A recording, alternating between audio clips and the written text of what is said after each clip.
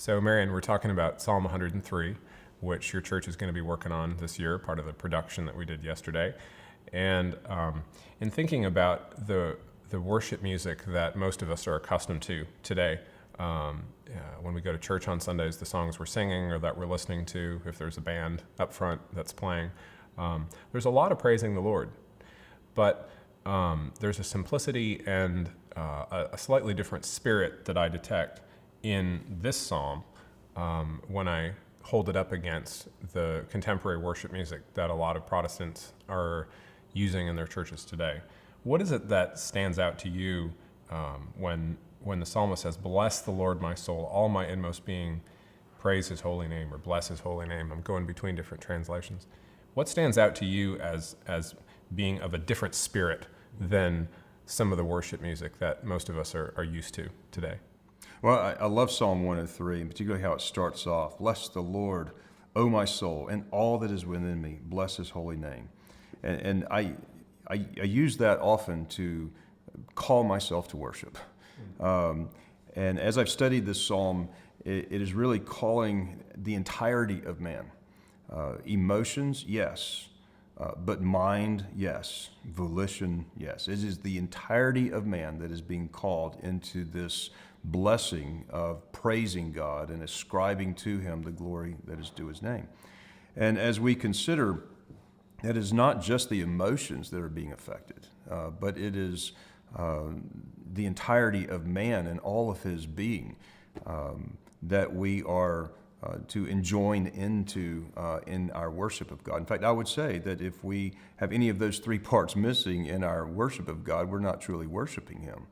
And so this is the entirety of the being. And yet when we see what is the theme, and we see these great tender mercies of God, even the forgiveness of sins and the pardon and the forgiveness of, as far as the east is from the west, so far as he removed our transgressions from us. And the beauty of what he has done gives us the reason all the more. And it's not something that we have to think about, the reason. It is something that as we are moved in the depths of our being by the grace of God and the mercy he's extended to us, it is a well in our heart that spills over into how the psalmist, I believe, reflects upon this. Bless the Lord, O my soul. How can he not do that when he truly understands what God has done for him and continues to do for him? So I think a lot of musicians in a contemporary worship context feel a tremendous burden, and I'm burdened for them, as they have a job to do, which is to get us into an emotional state where our feelings are in alignment with the worship of God. And music does have an ability to align our feelings. It certainly does. But you said something very interesting just now, which is that the worship of God and the feelings and the right action and the right thoughts are something that come up from within us. So do you have a word of encouragement for musicians who maybe feel burdened to pour that experience out over a congregation full of people on a Sunday morning, who feel like it's their job to gin up that emotion, in 1,000 people who are out there coming, expecting and really truly expecting to feel a certain way? Well, it's a big topic because when we consider the Psalms, what feelings are they going to try to generate? And usually that's a fairly monolithic view, that it needs to be something upbeat and encouraging. But a lot of the Psalms that we are told to sing have laments to them or some heaviness about them, and yet still transcends through up into the praise of God in the midst of those things. But musicians need to remember, even from verse 14, "For he knoweth our frame, and he remembereth that we're but dust."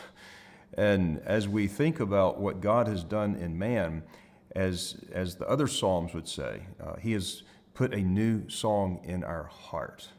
And it's from the heart are the issues of life. It's from the heart that the mouth speaks. It's from the heart that the mouth sings.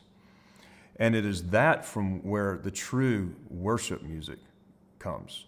As God has changed our heart and he has regenerated us and poured his grace into our lives, it is truly the fountainhead from which all of our praise flows.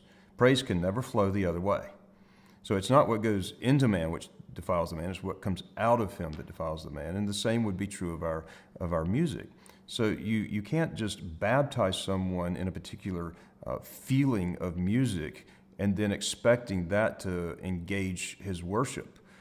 In fact, that could actually be very dangerous. Yes, music can affect us. And if we really want people to have this great emotional experience, we know how to get the soprano to end on the high note. Yeah, it's a technique now by this There point. is technique to it. But if we And there's truly- nothing wrong with technique. We're not opposed to musical techniques. Not at all. But it needs to be in the proper framework of from the inside out rather than the outside in.